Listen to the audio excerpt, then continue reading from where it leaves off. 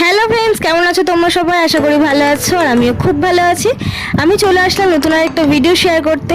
Video ভালো লাগলে কিন্তু অবশ্যই লাইক কমেন্ট শেয়ার করা চাই। আর চ্যানেলে নতুন হলে চ্যানেলটা অবশ্যই কিন্তু সাবস্ক্রাইব করে পাশে থাকতে হবে। তো আকাশটার অবস্থা দেখে তোমরা তো বুঝতেই পারছো আজকের ওয়েদারটা কেমন। তো আমরা এই ওয়েদারটাকে উপেক্ষা করে ফল এবং একটু মিষ্টি নিয়ে আমরা বার হয়ে গেছিলাম আমাদের গন্তব্যস্থলে।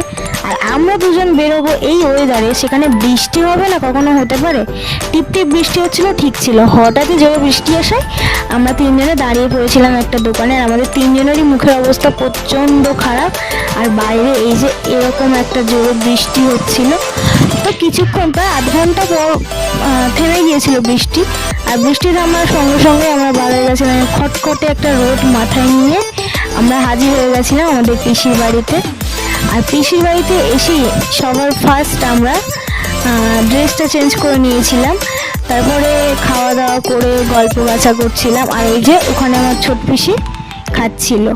তো গল্প করতে করতে কখন যে দুপুর গড়িয়ে বিকেল পড়ে গেল বুঝতেই পারলাম না।